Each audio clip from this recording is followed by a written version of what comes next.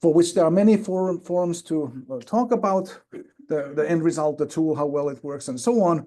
We want to focus on the human component, the process that leads to that work, and what sort of lessons can be learned from that collaborative process involving computational linguists, documentary linguists, and community members. So questions of interest that we have posed are, in a sense, how did the team members meet and come to work together? What projects one has worked on, what tools and resources have been created, how had these tools and resources benefited the community efforts in language maintenance and revitalization, and importantly, because we are in the context of the International Year of Indigenous Languages and International Decade of Indigenous Languages, there are many people who'd like to support indigenous languages. So what could they learn from existing partners in terms of what are some challenges, whether logistical, technical, interdisciplinary, or intercultural, that one has encountered, and how were they addressed? And how has one balanced the needs and priorities of different team members representing the different backgrounds over the lifespan of the project, when you have computational linguists, document linguists, and community members that have different circumstances and contexts. So how has one been able to balance their expectations? And finally, what lessons has one learned that might benefit other similar collaborations? So best way to learn about how to engage in a collaboration is to hear about previous collaborations, what has worked and what could be improved. So for this instance of this special session, we have 3 presentations. So we start with a community keynote delivered by Elder Dr. Bruce Starlett from Tsuut'ina First Nation, who will come to soon. And then we'll have 2 presentations on the creation process of 2 sets of resources. So creating an intelligent dictionary of Tsuut'ina, 1 verb at a time, delivered Chris Cox, Bruce, General Crane Starlight, and I will myself. And then we'll hear not from a Dene language, but from an Ojibwe Algonquian language on evaluating indigenous language speech synthesis for education, a participant design workshop on Ojibwe text-to-speech by Yansum Yat-chan and Chris Hammerly. And there'll be a chance for like short questions after these presentations, but then we want to have ample time for a panel discussion with the presenters after that. And we can't keep on forever because our lunch is waiting, and it's a tropical climate, and you don't want to have your lunch waiting too long. So at some point we'll have to move the discussion over lunch. So without further ado, technology. I would like to introduce our keynote speaker, Bruce Starlight. So the Tsuut'ina language, a member of the Dene language family, is the largest group of related indigenous languages in North America. And Tsuut'ina is the first language of Elder Dr. Bruce Starlight. He continues to be an active and fluent speaker of this language, for which he is a recognized leader in its documentation and revitalization activities. So for close to 50 years, so basically almost my lifetime, Elder Starlight has been extensively involved in Tsuut'ina language research, educational training, and revitalization efforts, and served as the Tsuut'ina Language Commissioner of the Tsuut'ina Nation until his latest retirement 2 years ago. In terms of linguistic training, Dr. Starlight has engaged in the University of Calgary, the University of Alaska at Fairbanks, and the University of Alberta. Moreover, he has taught courses in education and native studies through the University of Calgary and supported and delivered linguistic training to teachers and learners of Tsuut'ina through the University of Alberta Community Linguistics Certificate Program via CILDI. I should note that he, among his language activities, started the Tsuut'ina Gunaha Institute a bit over 10 years ago, was that the case. As the latest recognition of his long-standing and ongoing language efforts, Elder Starlight received an honorary doctorate from Mount Royal University in Calgary. So please join me in welcoming Elder Dr. Bruce Starlight in delivering an interactive keynote to our special session, Building Tools Together.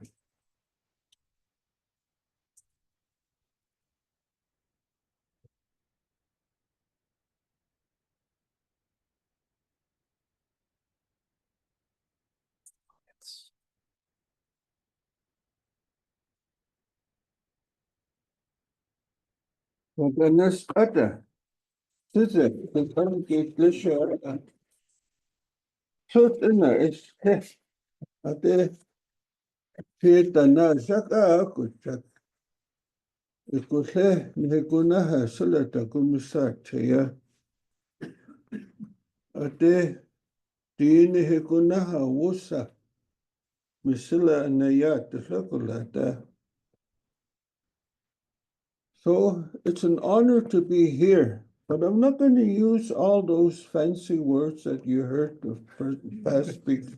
Mine is a practical approach, okay, from a speaker. And our language is in danger. So I don't waste time on trying to figure out all this fancy jargon that mixes people up. Me, anyway. So I went back to, just quickly, I went back to university in my late 40s because I wanted to know if what Edward Sapir and Goddard, if their work was correct and if what they were saying was correct. And I found over the years that they missed a lot, okay?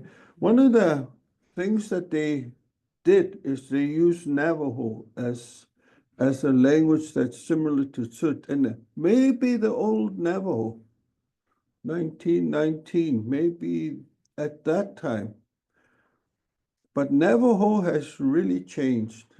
And so I won't go into that because I can read Navajo, but I cannot understand it when it's spoken because they've got a nasalized N. So I get lost when I try to make it out verbally. So we need to know where we came from. And so so the word Tsuut'ina, it's, I spent some time teaching that Tsuut'ina from Grand Prairie area in northern Alberta. And their stories are the same. And so there's 56 dialects within the Dene languages. And I'm just going to be speaking about my language, the Tsuut'ina, because it won't be fair for me to comment on their language. But the old word in Tsuut'ina, it's Tsuut'ina. It means beaver people. And we're, like I said, we're from the Grand Prairie area. But my uncle, his translation was Tsukunit'ina. And it means it's unbelievable. There's so many people. Unlike the other tribes, other nations, we didn't separate into smaller groups like bands or clans. We're actually one big group along the Mackenzie River. And our teepees, our tents and teepees, you couldn't see the end of the encampment. So when a child gets lost, they didn't bother to, they looked for them, but they knew someone else would bring the child up to care for the child. So this speaks to the immense amount of people that were in the camp. So we have several stories about separation. One was Tuscany, and that was north of Edmonton at Buffalo Lake. And this, we're crossing the lake, and the ice was thin. And the chiefs were telling everybody to hurry. And there was this object sticking out of the ice, and then this child was crying for it. He thought it was a toy. So his mother finally chopped away at it and broke, Tuscany, the the water monster broke through the ice. That was one separation. The northern Dene, they stayed on the north, and us with the Apaches and the Navajo, we continued south. The other story is the fight over a dog. And that my wife and I, we had several Dene gatherings. And the last one we had was just for COVID. And that story, this dog ate the food in this teepee. The owner of the teepee killed the dog. The owner of the dog killed the man that killed his dog.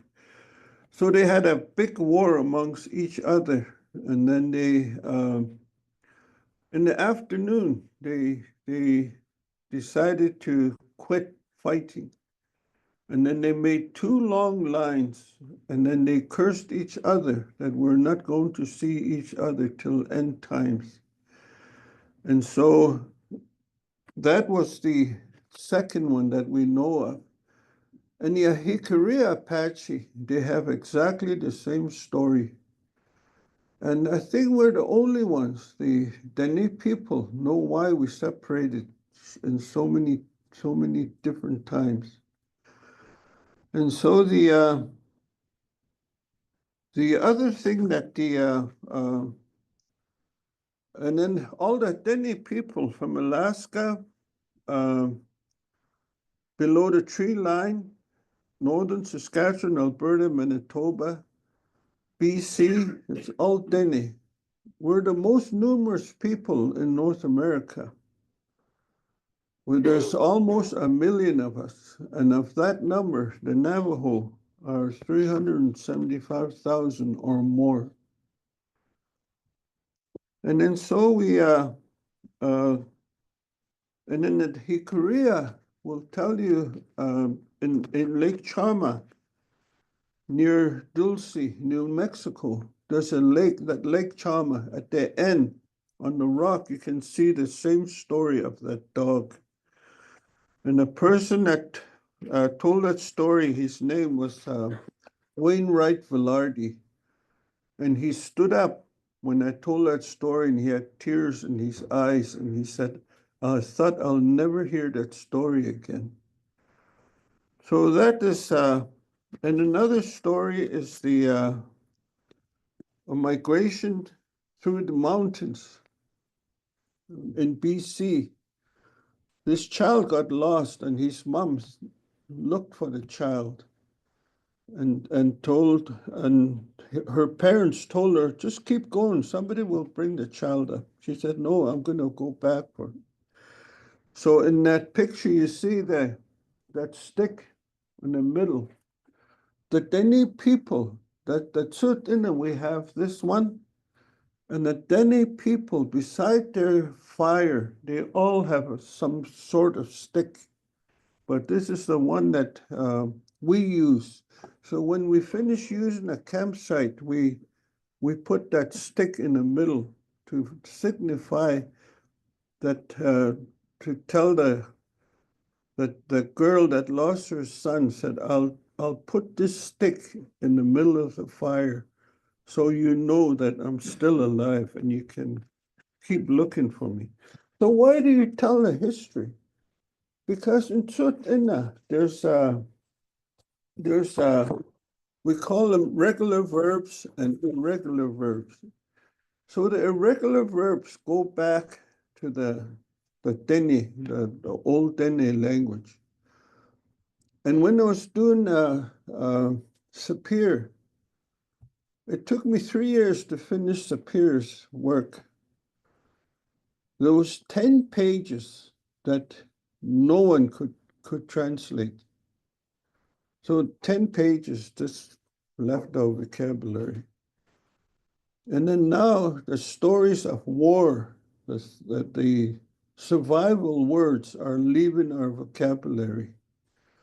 So our language has dwindled to just how you say, a little higher than Cha language and below my language, the language I speak.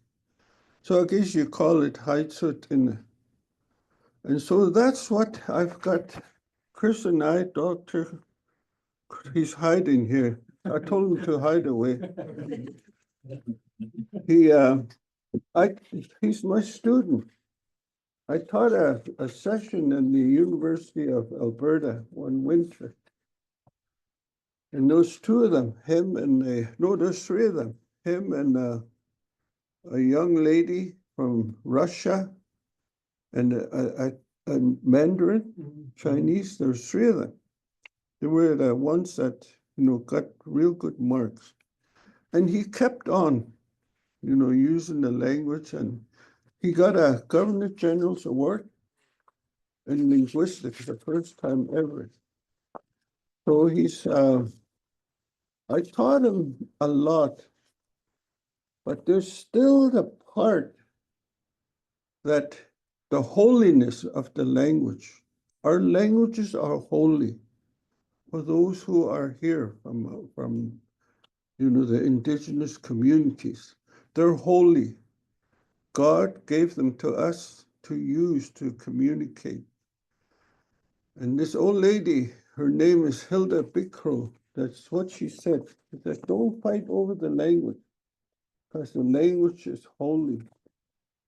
And so the other thing that, and so he's a Mennonite and he goes to church, I hope. Not have to slap him around. And but it's easier to teach someone that believes in God. And for some reason, the Germans are the easiest to teach. We've had German people come to our community, and the old people have taught them German. For some reason, they're easier to teach, but it's a difficult language. For the amount of time we've been with the Blackfoot, we signed Treaty 7 with the Blackfoot in 1877. And even though we were with them for 400 years, we never borrowed one word from the Blackfoot, because the Dene languages are so strict, it does not allow for borrowing. Because we don't have a B and we don't have a th. Those are the things like the Chippewas further north, Denisohlini, they say coffee for coffee. And then the Navajos, they say peso for peso. And so those languages, because they had those sounds that we don't have, they're able to borrow. So during the treaty process, there was no truth in it. How you say truth in the translation, because the people who were translating couldn't speak truth in it because they said it was too hard. So the whole process was in Blackfoot or Cree, and so we spoke a little bit of both, and that's how we managed to understand a bit of the treaty process. So wherever the Dene were, they acculturated to the nearby cultures. Like us, we acculturated to the Blackfoot culture. And so a lot of our songs and a lot of our ceremonies are in Blackfoot. One of the things we were told since time immemorial was to live high in the high foothills or near mountains, because that would be the only place that's going to be safe at the end times. Because they say that the mountains will open up for the Dene. But you see, why do we have to talk about those things? because it's in the language. And those are the only way sometimes to convey, our culture and our history.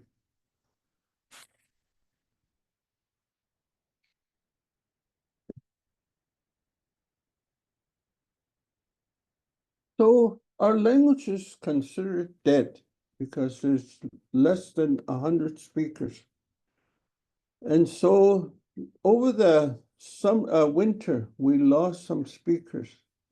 So our numbers have dwindled to the youngest fluent speaker is a year younger than me, my cousin. There are those that do speak Tsuut'ina, but it's like, how do they still have problems to connect the language to each other. Language does change, there's no doubt about it, but it's the rate of change that frightens me, because what happens is the integrity of the language is compromised. Because like Tsuut'ina, we have 3 tones according to Superior. I say we have 5. And the only way to test it is to talk to the Mandarin people and sit with them and say, how do you know which tones are, how do you identify your tones? And Tsuut'ina is, you all know it's a polysynthetic language. And so what we have to do is for every morpheme we have to tone it and record it. So that's what we really need to do, because when I come up with when I came up with the work I have, I was working with Dr. Gary Donovan. And what I did is I got an interview by by a newspaper, and I said, we really need help on. It takes. I don't even know how to use a typewriter, not even a computer. So he came along, and then he showed how fast you can do it on a computer.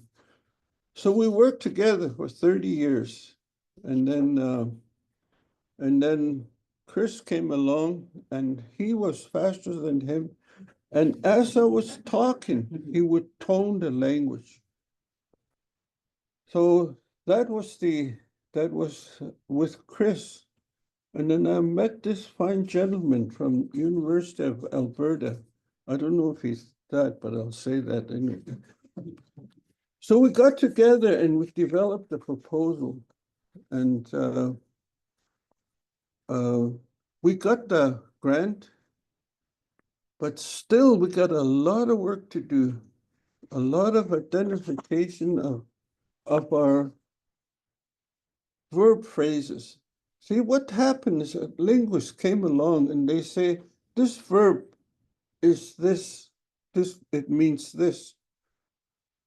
The problem there is the morphemes has a distinct distance from the disjunct boundary. And so that is what was missing. When you use one word for the whole verb phrase, you're doing the language that you're not doing anything good for that language. You actually are not doing the linguistic analysis that's needed for the language to survive. So when Superior and them were starting writing, everyone just copied Superior. But it's a theory, okay? It's a theory about our language, and it's just what it is. It's a theory.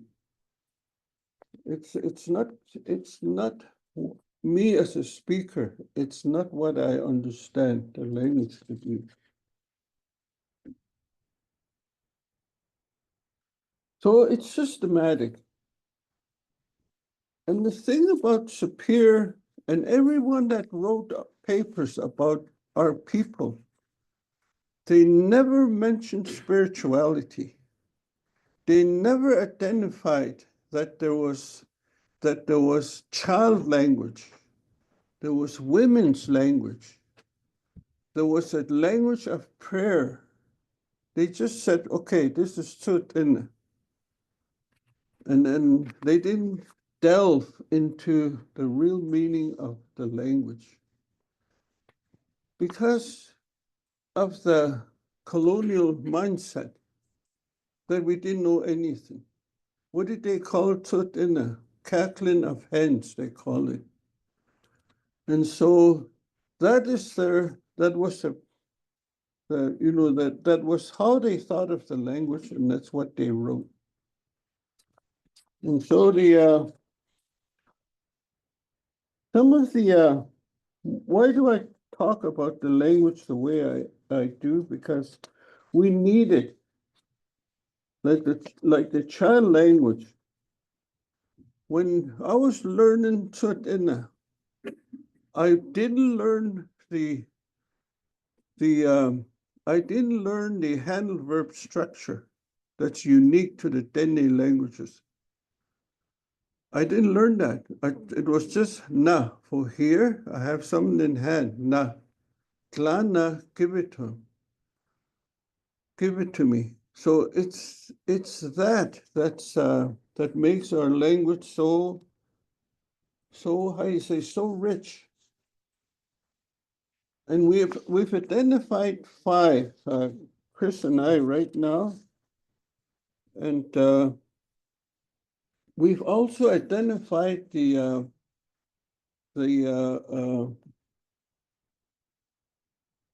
some of the differences, like the non-past, the past, progressive, repetitive. There's a potential also, and we're not done yet. There's about 5 more that belongs within the language. So when I teach basic linguistics because you have to, in order for them to grasp the understanding that it's not the same. Because our verb is at the end and our language goes from right to left, not left to right. So those kind of things that we still struggle with. How do you fix it? And it was the women that were the carriers of the language. So the women had their own language. The men had their own language and all sorts in. So I'm sorry that I'm not following my presentation, but I just get carried away, and that's the way it is. You just get onto one word, you just keep going. And I called it exploratory-itis. You get sick with it because it's not finished in your mind. This word goes on and on and on. So I had trouble with this guy with that. But if it wasn't for Sapir and Goddard and him, this collaboration of the language, we won't be where we are. All I can do is record, continue to analyze, continue to tell them that it leads to something else. And then we sit down and I explain it in just as plain as I can in my language, and then we start working on it. We have a grammar book that probably, I try to stay away from the linguistic terminology because it confuses us. It's too confusing. In our orthography, there's voiced consonants that was not marked. So how do we mark it? When already we've adopted an orthography that works for us, but we found that it's missing some things. So how do we go back? But we have to before it's too late. I'm 78 years old, and it's going to be I'm afraid that the language is not going to survive because that language level is going to stay there. It's not going to go beyond. And that's what I'm worried about. And the verb paradigm, Chris and I and the guy from where was he in Newfoundland? Nick? Three of us, we held a paradigm conference like this, just a few people. And only us and the Navajo fleshed out the paradigms. The rest they started and then they won't touch it. So the whole basis of our language is a paradigm, and it's very important part of it. You can't leave pieces of it aside. You have to do the whole paradigm because of the tones.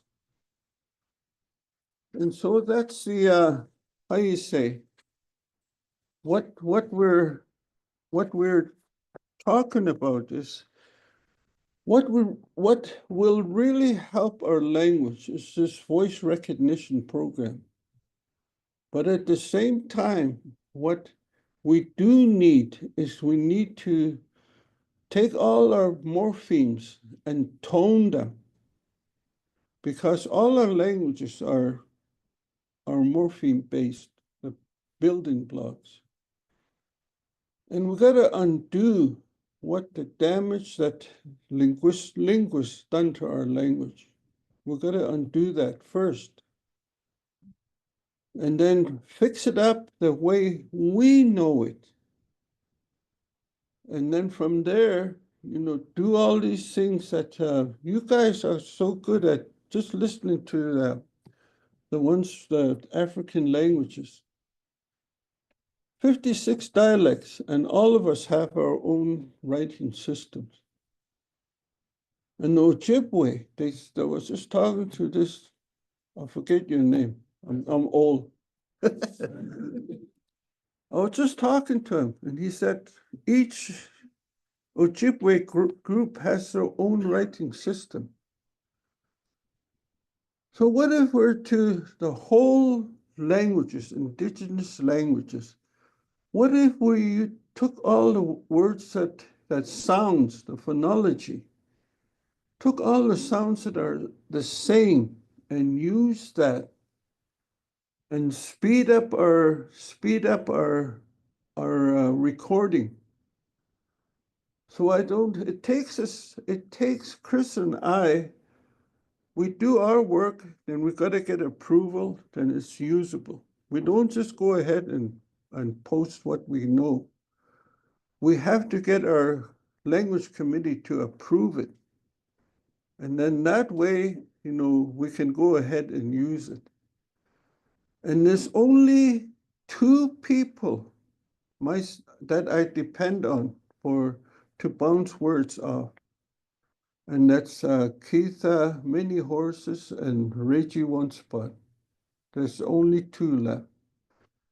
Because the other speakers, their language is a little lower than mine. And it's hard when they mix it up with child language. And so the argument starts. But I said, the hell with them. I'm just going to do what I'm going to do in order to save the language. Let them keep fighting. I'm not going to join them because it's too important. The language is greater than I am. It always has been, because it was the identity of our people for thousands of years. And so I guess that's where I'd like to stop. Are there any questions? I mean, it's just a basic presentation of my language, the way I know it, because I'm a fluent speaker. And I know some linguistic terms, but I leave that to the linguists. Let them mess it up if they want. So I'm here. I mean, so just if you have questions. Thank you.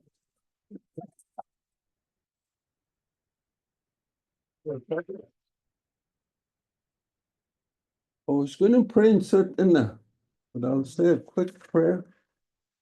And this is what we believe in. Nata, nakatanani isa na takutuna na tatle. No na ya tesha atina hane tonakula. Punakaki sit outside, such as it tidin na. Natuza sitine, such as it tidin na.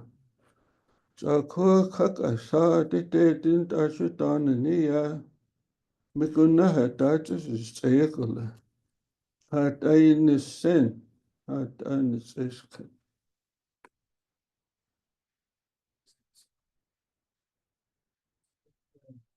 Do you want to take a question? What's that? Do you want to take a question? Yeah, sure.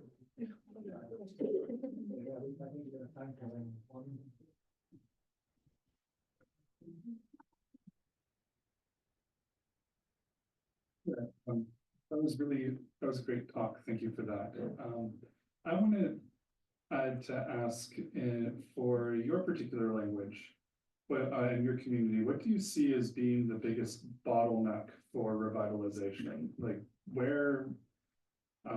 what would have to happen for more people in your community to raise their level of language? I guess it's just in the training and for us, like the three remaining ones of us, to record as much as we can. And then within the curriculum that we're developing, we develop the curriculum so it'll grow from child language to grade 12. So in grade 12, we're hoping that what will happen is that they'll know enough to start parsing the language and to explain what that morpheme is doing at that particular place. And then what we hope is that will be the strength of the language. So I calculated that it took us about 35 years to really lose the majority of our language. So when we're planning, I tell them, you got to plan for 35 years.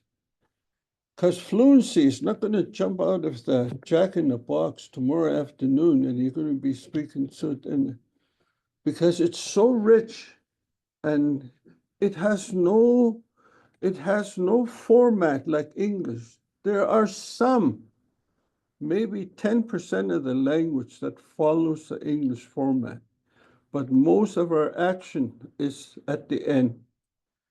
So that's problematic. 3 years ago, some of the teachers that are teaching Tsutina tried to force it into that language. And so the elders said, no, you can't do that. You will not learn Tsutina that way.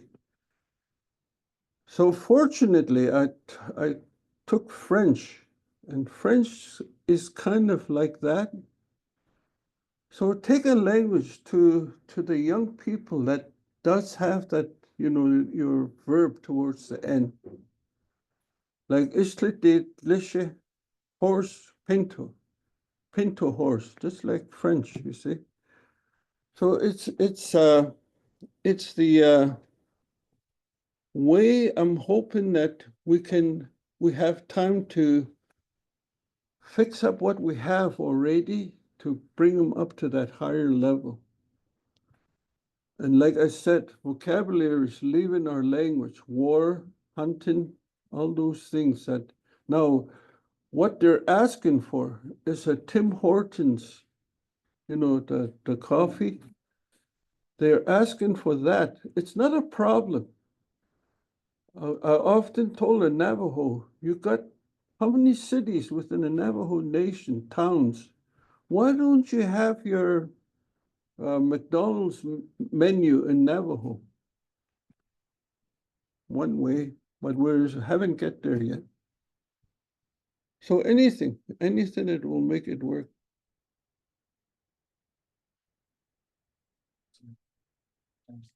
more questions in the panel. Yeah. Good, okay, so, organizer Daisy will take over. Are you going to bring up the presentation? Yeah. Presentation. Thank you so much.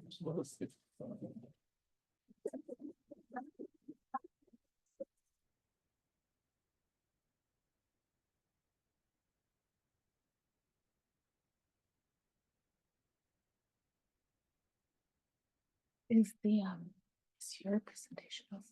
It's already up here. I can see this. See this one?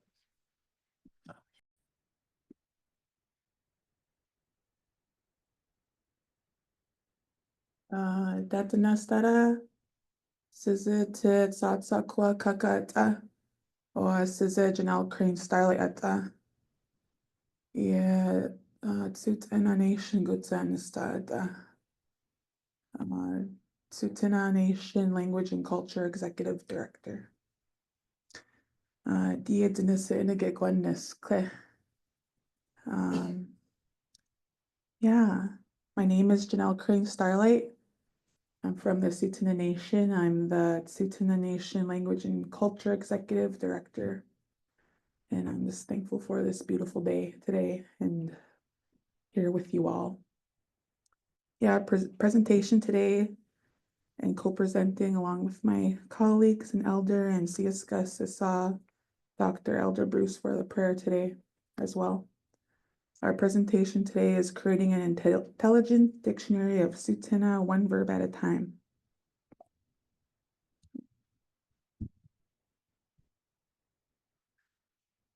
Okay.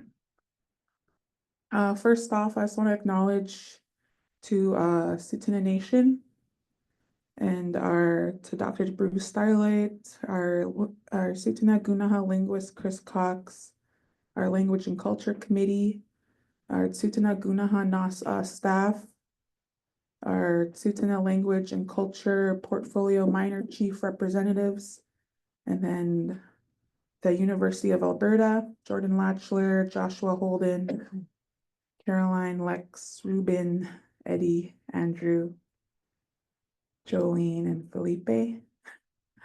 And at Carleton University, Scott and Lorena as well.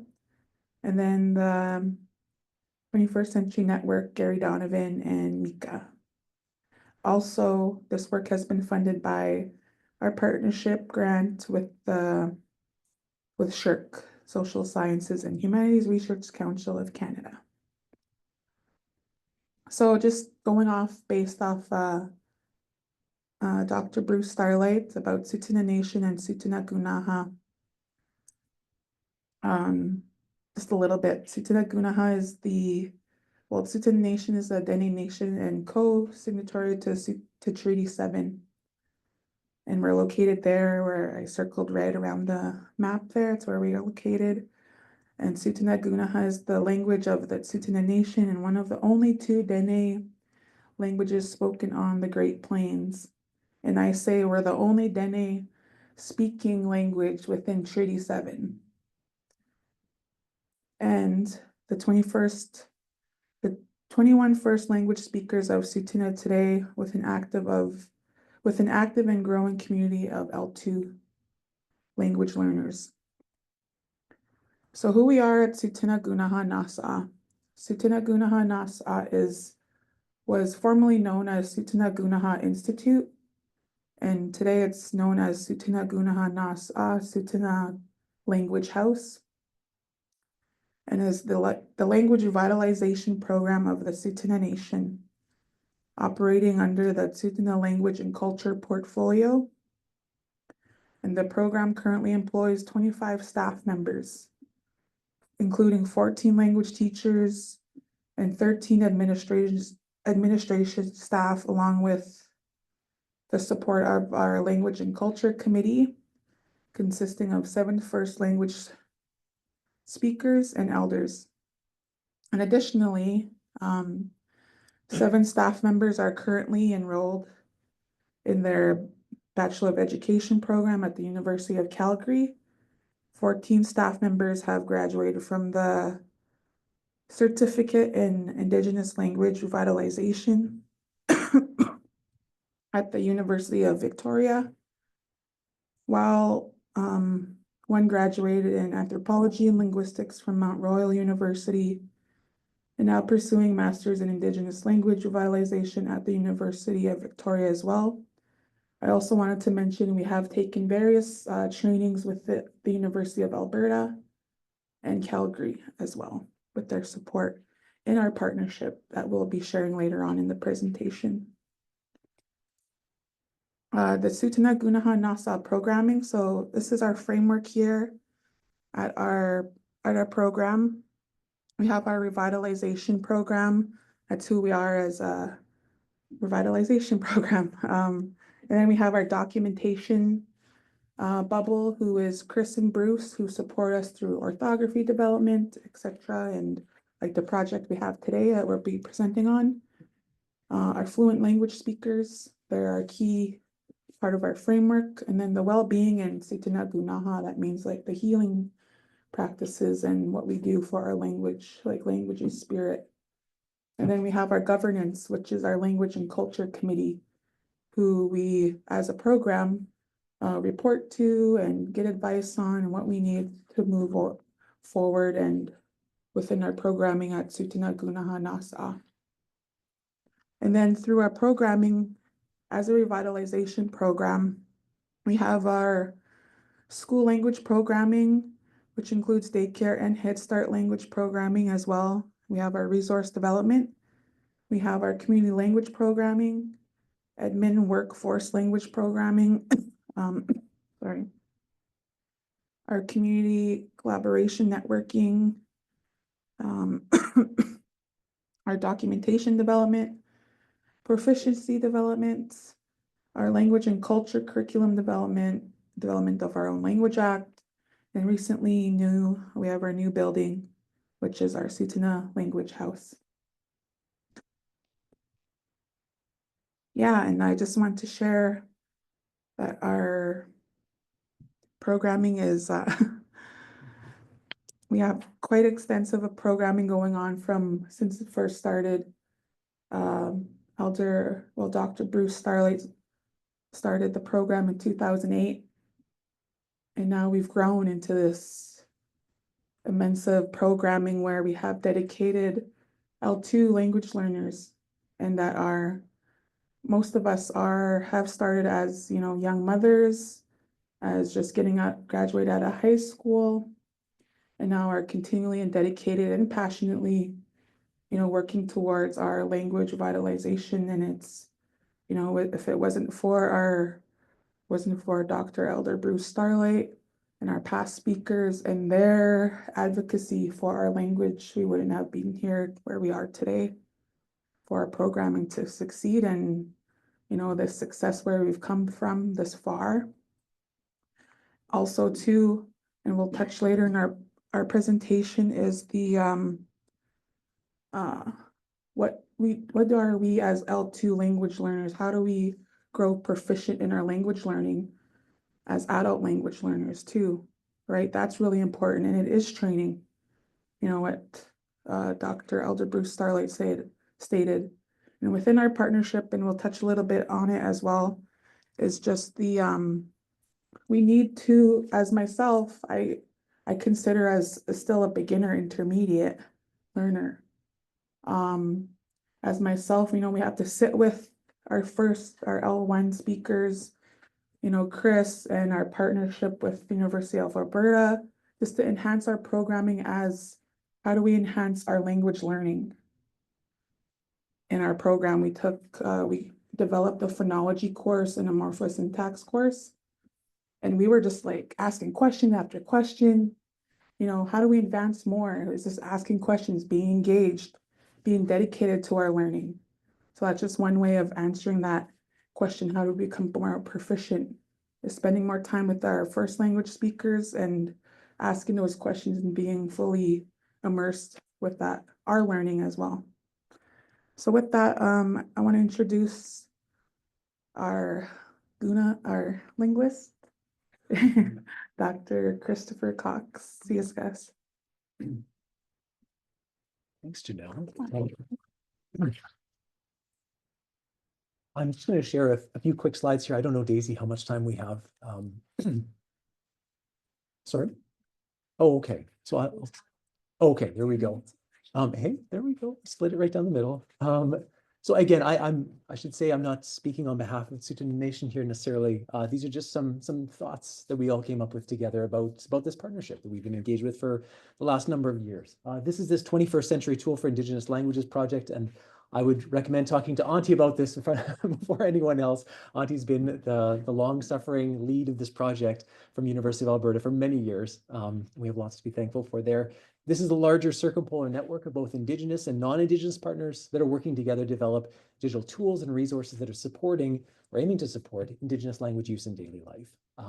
Now, how Tsuut'ina came to be involved in this partnership was really thanks to Bruce Starlight in large part. To decades of relationship building that he did, working with University of Alberta and others to build up collaborations that eventually connected us all together in this partnership. Now that's maybe selling this process a little short. This was not an instant sort of marriage of convenience or match made on the spot, thank you. This was several years of meetings. First starting with informal conversations, getting together, having phone calls. I think this is even pre-Zoom, if you can believe that. So having, just phone chats, meeting in person, going, if Bruce was in Edmonton, we'd meet. If we were anywhere near Calgary, we would meet, or down to the nation.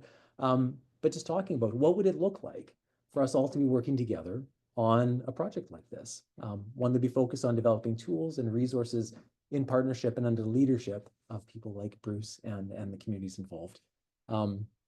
Now that involved more than, again, just talking. As those conversations grew, we started to think, okay, what would these look like in practice? What are some of the practical tools that we could develop or that could come out of a partnership like this? And that's initially that just started with mock-ups. So when we started this is a screenshot from about a decade ago. I'm embarrassed how old this is. And when Bruce and I were looking over this morning, he's like, no, I don't think that's right. And he's right. We would not spell that word that way anymore. There's mistakes. There's things we learned from 10 years on now. That we would not write the same way or do the same way. So this is really sort of a Microsoft Paint mock-up of what things could look like in an online dictionary. So we were saying, okay, what if we took this word in here, took a Tsuut'ina word like nagutsitatlish. If you hit search, what would it give you? What would help you see that that's one way of talking about jumping down or jumping off? And it could help you analyze it. There may be some things we could add over here as well to help you see what the word means. We said, okay, the other nice thing would be if you could click on that word, then it would actually give you maybe a little part of that paradigm, like Bruce was saying, help you see where this fits into the larger language, right? And for us, this really helped you able to see these things before we committed to doing them, right? And working on them together. So even by doing little mock-ups, I mean, things that, it doesn't take much. These are PowerPoint slides and screenshots, right? Really helped us decide what we wanted to work on together and set those priorities early on. So when we first decided, yeah, let's try doing some of this together. Let's see where this takes us. We started the process of developing a verb conjugator or an FST, so a little computational tool that could recognize Tsuut'ina words and also produce them. Also start gathering the existing materials that came from the decades of work that Bruce and others had done together into a lexical database. And again, have that meeting structure in place, continue to meet on a regular basis as much as we could, including throughout the pandemic. Now, again, there's more of a story to it than that. What we quickly found was that there were issues with just trying to pile everything that was out there together and then shove it into these tools, right? So to move very, very quickly, take all the materials out there with a sense of urgency that we might not have the opportunity to do this again the same way in the future, created as many problems as it tried to solve. We found that particularly there were materials that were still undergoing review that needed more input from the elders and from Bruce and from others to address some of the gaps. And eventually over time, we said, no, we need to take time to actually set these materials aside and again, come back to the question of what's important to us. So at the same time as those discussions were happening, there was also work at the nation to develop a new language curriculum. And this is something that I'm sure Janelle or Bruce or others would be able to speak to more. And this curriculum was a major priority for language learning throughout the nation. Where this eventually led us was to hit pause. Pause mid-project, pause after years of work and say, let's reorient things. What's important right now is focusing on the learners and the teachers and their needs. If anyone's going to be using these tools, it's them. Those are the people whose needs need to be addressed first and foremost, with the input from the elders and the speakers. I'm sorry, this is not, I can't take credit for any of this. This is Bruce and Janelle and the leadership of the nation. They're doing amazing things. So all of the vocabulary that goes into this online dictionary now comes from the teachers, the language learners, the staff, their communicative needs that are being put first here. The second part, and I know both Bruce and Janelle have already given credit to them, but I want to underscore this again, is a community review process. So again, before we said we need to move quick, we need to get all this material out there and into this online dictionary and get it uploaded. What was missing was that review phase, right? The time where the other elders and speakers and Bruce could weigh in on this and say, this is the way we want it. This isn't the way we want it. There's gaps here we need to address. So the new process is that nothing goes online until the elders agree that it's ready to go. And that's both practical, but also political. We want to make sure that everyone has buy-in and feels that their language is represented here. And that means that maybe this is the counterintuitive point for a lot of people in the room where we're used to trying to move fast and get things out there, is really moving ahead one verb phrase at a time. So not jumping the gun, not trying to load in 500 or 1,000 or 1,000,000, thanks, Stacey. But starting with this and going one phrase to the next phrase, making sure we connect it to the paradigms, making sure it's connected to language resource materials, and making sure, these other tools that we're developing, the verb conjugator and this platform that you'll see in a second, all do what they should, right? So trying to not leave things or people behind. This is just a quick example of where this has led us right now. Sorry if it's a little bit hard to read here. This is just one example of adverb paradigm. I think this is number 7 from the set that Bruce had been working on. This is just an overview. This is not the full paradigm for the word to catch something or catch him, her, it. This is just a sample of these things. This is one word the teachers asked for. We need that word for to catch. So why don't we go through and, again, with all the work that Bruce has done, filling in these paradigms and giving sort of these core forms that can give you all the rest of the ways of talking about, in this case, to catch. This is one example. This fits onto about 2 legal size pieces of paper if you print this out from a Word document.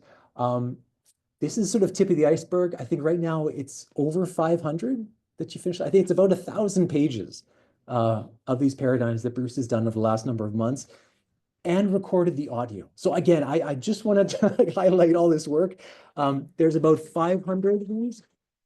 That's 1,000 pages of material. If we printed it out and I brought it with me, I wouldn't have gone on the flight, right?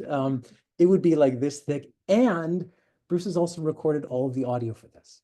So there's 45 hours worth of Bruce reading through and reviewing and revising these paradigms with nice studio quality audio.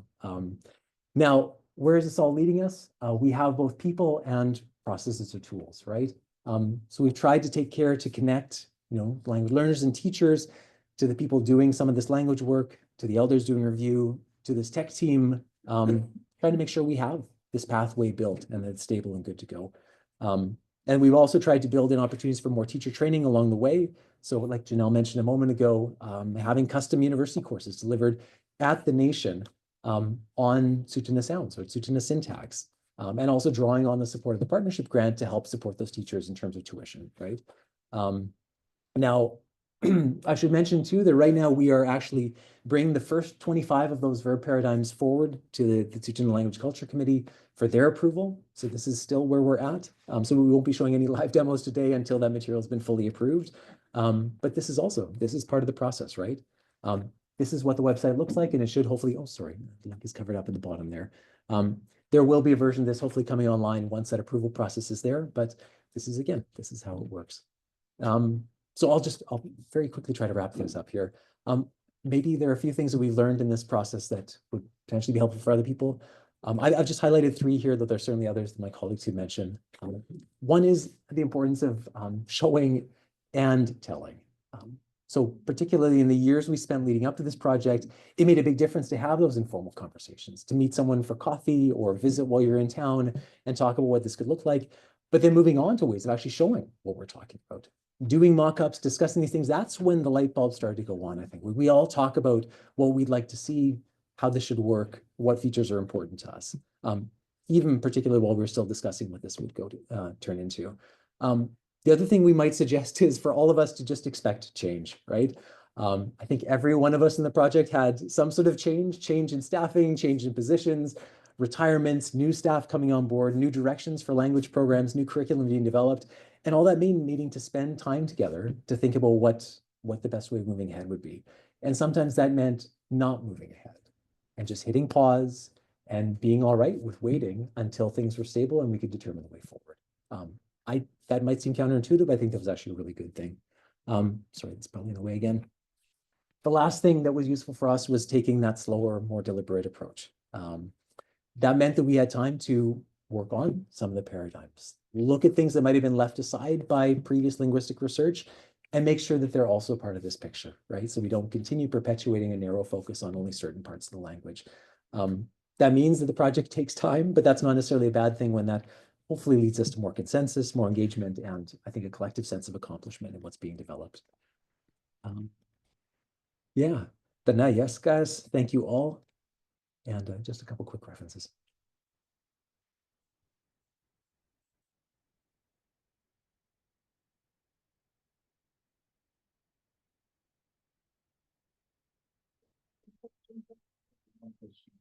One question, okay. Who's gonna be the lucky person?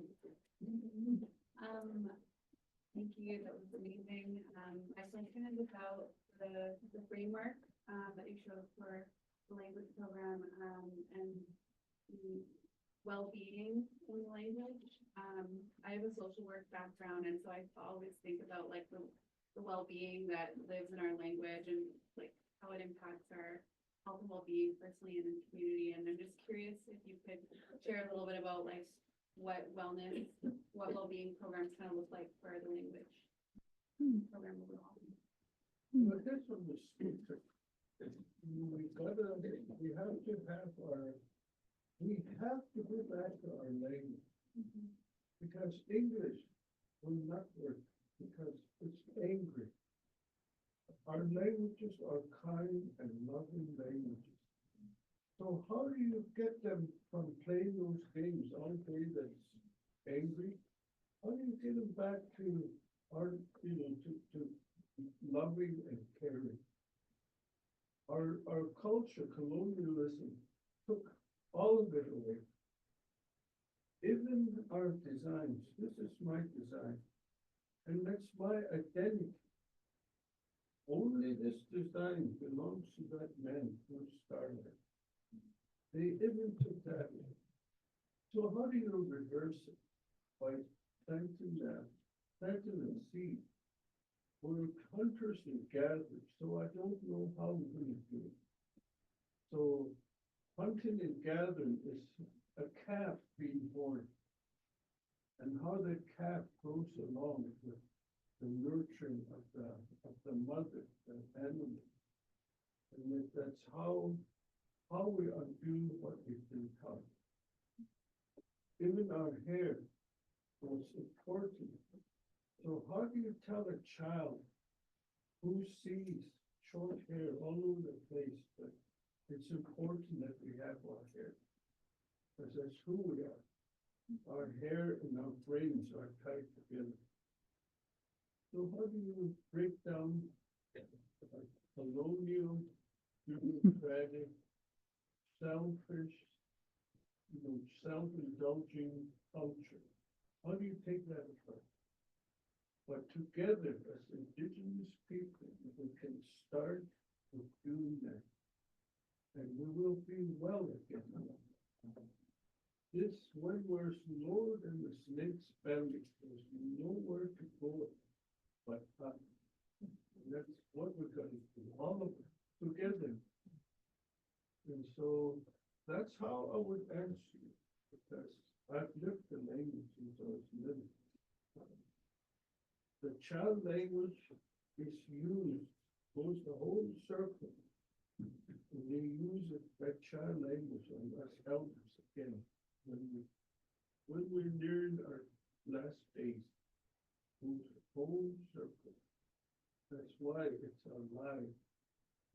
English, for all intents and purposes, is dead.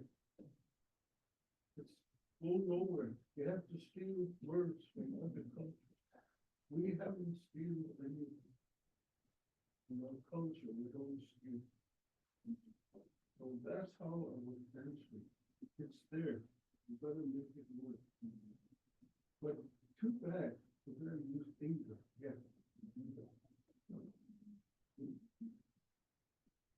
Can I answer some of that too, Bruce? Yeah, like going off what Bruce was saying. Just when I was the former director for the program. When I was reevaluating that we needed a framework.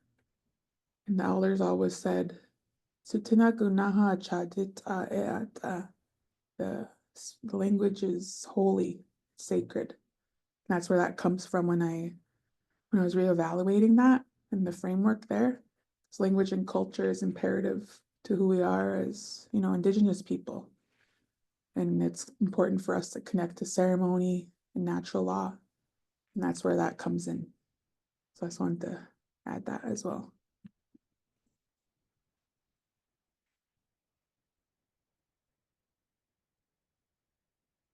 Well, thank you for a really wonderful presentation, and we're gonna have, like, after we're done, we're hoping we'll have a little bit of time, to chat where everybody can share a bit more. So, thank you.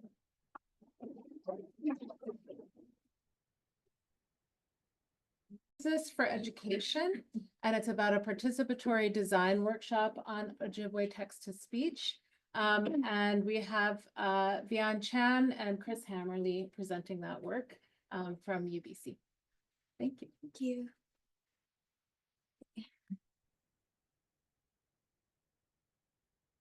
Hi, everyone. Today, we're going to explore what we learned about community-based collaboration and consultation through our evaluation of an Indigenous text-to-speech feature using participatory design methods. There have been efforts to build speech synthesis systems for several Indigenous languages, including Plains Cree, Cherokee, Anishinaabe-Moan, and more. Some of this work, especially the recent Pine et al. 2025 paper, looked at the community-based development of a speech synthesis system for Indigenous language education.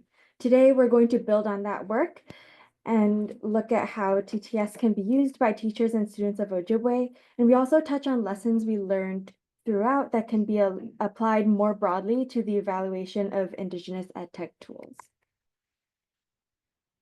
Ojibwe is a North American Indigenous language in the Algonquin family, spoken both in the US and Canada, with 25,440 speakers in Canada as of 2021. Colonial policies like the residential school system aimed to force assimilation through means such as reduced use of the language and separation of children from their families. Because of this, the Ojibwe speaker population is characterized by a high average age of L1 speakers, and a parent generation who may understand the language but do not primarily speak it at home with their children. Many instructors of Ojibwe also identify as teacher learners for the same reason. Our tool is housed on the Anishinaabe-Moda Waking Up Ojibwe language learning platform developed by EdTech startup Culture Foundry Studios based in Victoria, BC. The platform has online modules for students to self-study, as well as interactive activities and learning materials, as you can see up here. And our TTS was developed by our team at UBC, Say It First, and Culture Foundry Studios. The Ojibwe TTS system that was evaluated in this study was described at CompuTel 6 in this paper. We used a VITS model, which is a parallel end-to-end model trained using the Koki AI TTS library, and our data training set included utterances recorded by our heritage speaker collaborator who provided a middle-aged male voice. And each utterance included an edited audio file and the associated transcription in double vowel orthography. This is what our TTS feature looks like on the language learning platform. So there's a drop-down menu here, and you can pick Ojibwe out of a choice of 3 different languages. Then you would enter a word or sentence into that text box right there. You would click this button to generate the audio clip, and that audio clip would pop up down below. You can press this button to play, and there are 3 dots here, which lead to a drop-down menu with options to adjust playback speed and download the audio clip. Our previous paper was about building the model, and now we're interested in how this feature is delivered in educational settings, which has resulted in the following research questions. 1, what are the strengths and limitations of our existing Ojibwe TTS feature? And 2, what are teachers' priorities when approaching new tools in educational technology like TTS? The first question posed in this special session that we'd like to address is, how are you evaluating this tool? Tools like our Ojibwe TTS feature are built under the assumption that it is useful for teachers and students. And in this study, we put those assumptions to the test and see if the tool is actually doing what we want it to do. For the purposes of this evaluation, we looked at participatory design methods because it's characterized by the research participant being positioned as the subject matter expert in their community's needs, which aligns very well with our goal of community consultation. Indigenous PD methods are characterized by having lengthy rapport building sessions, and they result in data like narratives and stories for analysis, whereas human-computer interaction co-design methods are a lot more systematic and rigid, and they result in tangible design products or recommendations for improvement of technology for analysis. To address the needs of our evaluation, we combine these methods to design a PD workshop that is a blend of the tech and the stories that are important to the community. This project involves a PD workshop where Ojibwe teachers collaborate to create a lesson plan that incorporates the TTS feature into a class activity. The teachers were first emailed a Qualtrics questionnaire, which included a demographic survey, a guided trial of the TTS feature, and a user experience survey, which took roughly 1 hour in total to complete. Participants were to complete the questionnaire before the workshop and then join the 2-hour workshop on Zoom, resulting in a total time commitment of 3 hours. 5 instructors of Ojibwe located around Ontario and in Wisconsin participated in the workshops. The first workshop we had a group of 3, and the second had a group of 2. The guided trial ensured that participants had the opportunity to explore the text-to-speech feature fully on their own, free from influence from researchers and other participants. This would be helpful for them to have a meaningful discussion about the strengths and limitations of the TTS feature in the workshop and have a sense of what sorts of activities might the TTS feature be good for. We also collected user experience and synthetic speech quality feedback along the way, but this was not the primary source of data used in our analysis and will not be discussed in our talk today for the sake of time, but we welcome any questions regarding these topics at the end of our talk.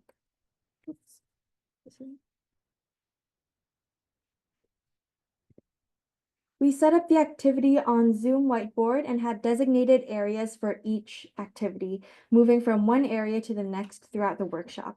After getting to know each other activity, we start at the brainstorm area, which was initially a blank space, but the teachers were instructed to populate the area with different ideas on how to incorporate the TTS feature into their teaching. So each one of these squares, colorful squares there, represent one idea. This activity gives us insight into what teachers believed this tool might be good for and therefore the strengths of the feature. We had planned a sorting activity to guide the participants' decision-making, but the participants in both our workshop sessions did not complete this activity as they organically came to a unanimous decision as to which idea they would like to develop into a full lesson plan. This sorting activity is reminiscent of something that would be in an HCI study, and by skipping this activity in our workshops, we strike a balance between being systematic and flexible, which demonstrates how we combined Indigenous and HCI PD methods. We then moved to the lesson planning area, which is a blank space where participants could take notes and create their plan. We were able to observe them in a simulated work setting where they had to troubleshoot challenges and think about possible benefits and barriers for different students as they would in their real-life work as teachers. The second question we would like to address is, how can the project benefit community efforts at language maintenance and revitalization? And we do this in terms of inclusive education and encouraging language use.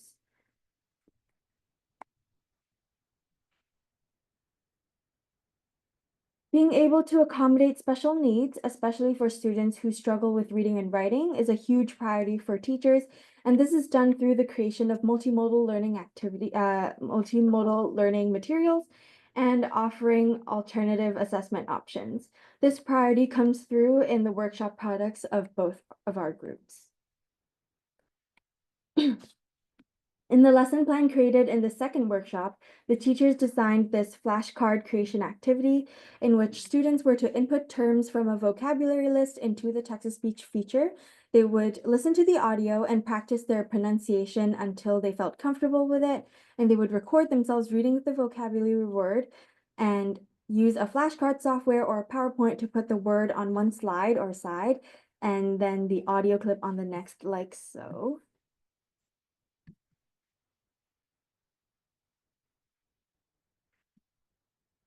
This method of learning can be applied to all instances where pronunciation of a word is not immediately apparent or if the student struggles with reading. They can input the text into the text-to-speech feature and listen to the words instead.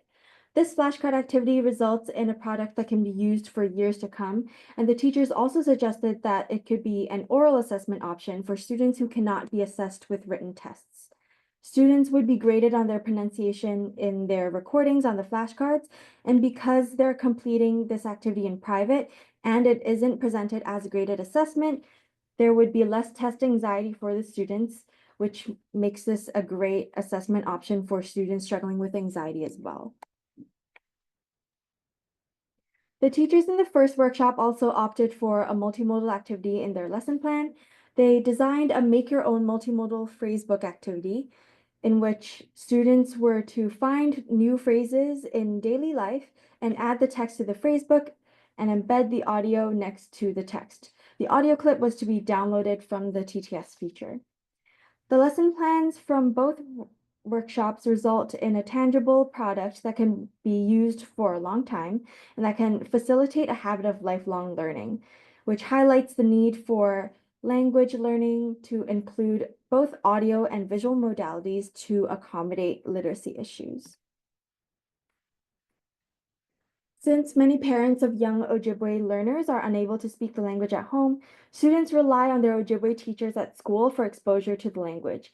It is really important that students speak and listen to the language as much as possible. So one huge challenge faced by the community is limited exposure to the language. The TTS feature offers these students a second reference point for the language that can be used at home for listening and pronunciation practice, and it can be especially helpful for students who struggle with reading to be able to access text through an audio modality. In the lesson plans from both workshops, teachers suggested that these take-home activities would be a great bonding opportunity for students and their parents so that the family can learn the language together.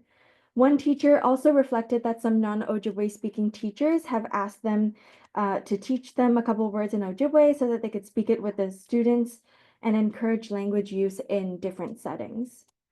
The TTS feature can be a great resource for these teachers and parents, thus contributing to the larger community effort to educate these young Ojibwe learners.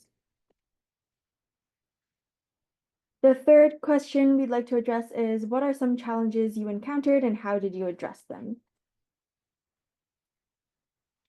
Teachers reflected that using the TTS feature was not an intuitive experience, and 2 teachers saw the button labeled speak and thought they were supposed to speak to the computer and the computer would record their voice.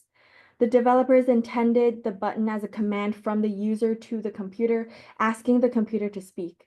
And in an effort to make the tool more user-friendly, the meaning of the instruction is lost and the developers made the experience more confusing. One teacher suggested that the phrases generate audio or generate speech can be used instead, as it is more straightforward, even though it can be a little bit more technical.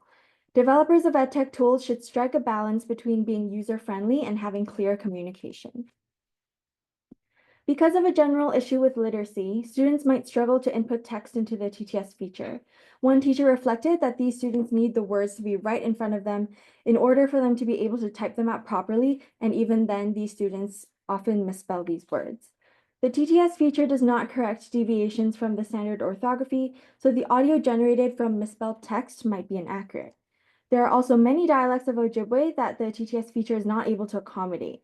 One teacher speaks a dialect at home that is different from what she teaches at school. And one aim of our future work should be to add support for more dialects to our TTS system.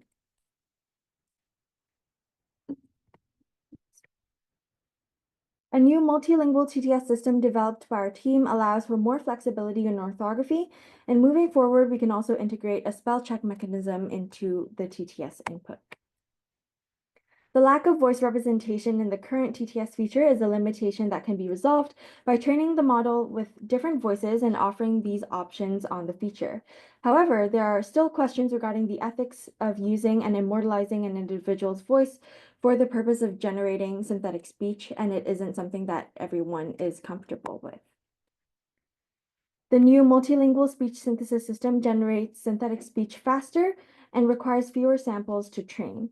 Our original adult male voice took over 11 hours of audio clips to train, while our new adult female voice was trained with under 2 hours of audio. This newfound efficiency means we can train more voices easily and improve representation. We can also try modulation of voices to mask voices to protect privacy and prevent audio deepfakes. The final question we'd like to address is, what lessons have you learned that might benefit similar collaborations? In our paper, we have a lessons learned section that details what we have learned in the process of running these workshops regarding community consultation in particular. First, we learned that building trust and rapport is as much a priority as meeting the aims of the study. In an Indigenous PD workshop like this, we are asking participants to share their personal and professional experiences and concerns which may be difficult to talk about with a group of strangers. But this is absolutely necessary for the sake of this collaboration. Workshop facilitators should be understanding of that and plan ample time for rapport building. In our first workshop, the teachers stuck to the suggested rapport building questions and kept their self-introductions short. Whereas in our second workshop, the teachers started their own 30-minute conversation before I had the chance to formally welcome them to the workshop. Although this was not planned, I did not interrupt their conversation and gave the pair of teachers the freedom to get to know each other in a way that works for them. The two workshops had very different rapport building sessions, but both helped facilitate later collaboration in the lesson planning portion of the workshop. Facilitators of Indigenous PD workshops should be prepared for these different possibilities and be flexible in allowing participants to connect in a way that is most comfortable for them. Throughout the workshop, we encouraged the teachers to share their ideas freely by saying all ideas are good ideas and that we value their personal experiences and professional expertise. One teacher reflected that simply hearing the facilitator say explicitly that this is a safe space helped them feel a lot more comfortable. Second, we learned that a role reversal in the researcher-participant dynamic is most beneficial to these sorts of collaborations. In traditional academic research, the researcher is the subject matter expert, but in participant-centered research design, the participant is positioned as the subject matter expert while the researcher is seeking to learn from the participant. In spite of our extensive planning, it was the unstructured discussions that yielded the most insight. Therefore, while it is good to come to the workshop prepared, facilitators of PD workshops should keep an open mind and be flexible, giving participants more power to dictate the flow of the discussion. By immersing oneself in the consultative process, the researcher can also be freed from the stress of trying to follow standardized methods and collecting data. All data collected, even if not immediately apparent in the moment, can be useful to the collaboration. To conclude, we learned that trust is key to collaboration between Indigenous communities and edtech developers or researchers, and that this trust goes both ways. Thank you.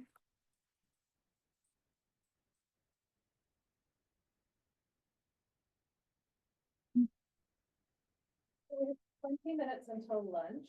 I'm wondering if we can have, you want to, Audrey, would you like to do one question just for these guys? And then